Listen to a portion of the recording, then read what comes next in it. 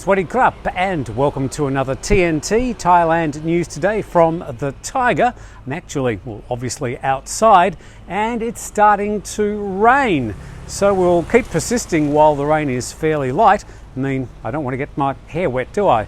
And a big shout out to Peter Goebbels. Thank you very much for becoming a member with the Thaiger. It really helps us a lot. Let's get started with today's main news stories.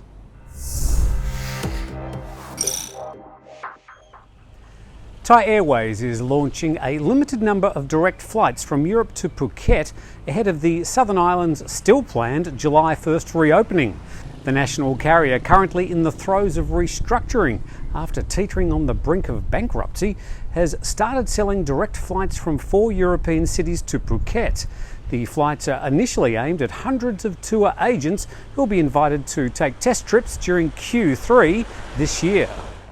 Thousands of people are still waiting for refunds for flights in 2020 that were cancelled by Thailand's national carrier. The TAT is working with Thai Airways on a number of direct flights from Paris, Frankfurt, London and Copenhagen. The flights will operate in a triangular pattern, flying directly to Phuket but stopping at Bangkok's Suvarnabhumi on the return leg. It's understood each route will have one return flight per week. Thai Airways is also planning direct flights to Phuket from Seoul and Taipei, and flights from Tokyo yet to be confirmed. 2 of the 62 people who were arrested at the alleged drug and sex party in Bangkok last week have tested positive for COVID-19.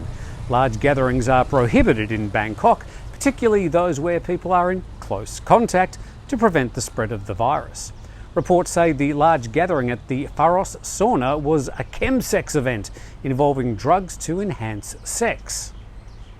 Following the positive COVID-19 results, all of the 30 officers who raided the venue on Saturday night were tested for the virus on Tuesday. Those results have not been released yet. The Wang Thong Lang District Police Station was also disinfected as an extra precaution to prevent the spread of the disease. Whilst we're on COVID, 3,323 new COVID-19 infections and a record high of 47 COVID-related deaths were reported today by the CCSA. There's been a total of 112,354 infections recorded since April the 1st in this so-called third wave of COVID-19. Out of the new cases, 1,219 were in correctional facilities. The daily COVID death count continues to be on the rise, with recorded fatalities surpassing 40 over the past few days. The COVID-19 variant, first detected in the UK, is said to have been found in many of the local cases detected in April. Out of 300 samples, 93% tested positive for the mutant B117 strain. The latest outbreak of COVID-19 started in clusters in Bangkok's Thong Lo and Ekamai nightlife districts, specifically elaborate high-class nightclubs, basically glitzy girly bars, providing a wide range of services.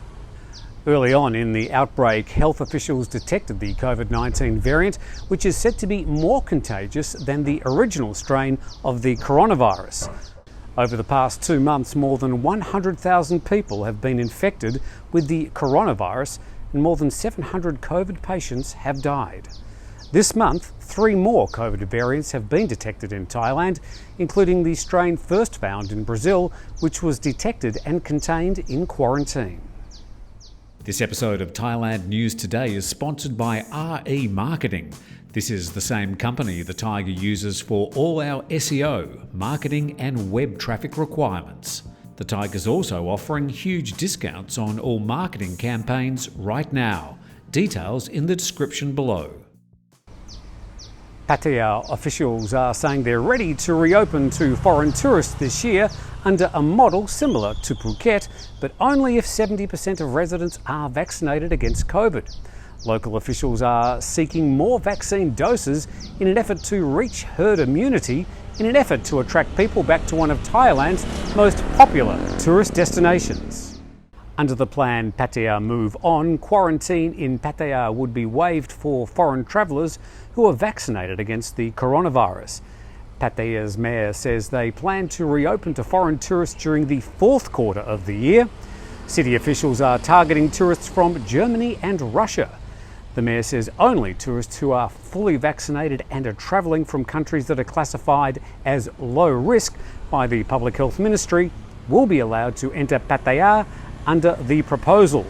Travellers will need to stay in Chonburi, Sattahip and Banglamung districts, which includes Pattaya, for 14 days before travelling to other areas. During their stay, tourists will need to download a tracking app and report to health officials each week. Less than a month after its not-so-triumphant launch, the Prom line account for vaccine registration, like so many COVID-19 plans before it, has been scratched. The CCSA says the government decided to discontinue the online registration scheme in anticipation of the platform being overwhelmed by coming sign-ups. The plan is now to keep Prom as a resource exclusively for follow-ups after the first and second vaccine doses. The line account will still handle side effect reports and vaccine certificates, but no longer process vaccine appointment registrations. The CCSA believes that local government should handle vaccine registrations and appointments, calling on provincial authorities in each of Thailand's 77 provinces to create their own online vaccine registration process in place of Prom. Bangkok, Phuket and Nonthaburi have already had their own online systems in place to handle mass registration for their provinces. Fewer than 1 million people in Thailand have been fully vaccinated at this time. US President Joe Biden has ordered staffers to investigate and report about the origins of the COVID-19 pandemic, pointing out that rival scenarios, including a possible Chinese lab leak, continue to circulate. President Biden says US intelligence agencies are exploring two likely theories, but are yet to reach concrete conclusions based on a lack of evidence while debate rages on both sides. He said, "I have now asked the intelligence community to redouble their efforts to collect and analyse information that could bring us closer to a definitive conclusion and to report back to me in 90 days. While the pandemic has now claimed more than 3.5 million lives globally, experts appear no closer to confirming exactly how it all started, although scientists still favour the evidence supporting a zoonotic origin, probably from a Wuhan wet market. The first reported cases were detected in Wuhan, central China, late in December 2019. In March of this year, the World Health Organization issued a report that's been jointly written with Chinese scientists.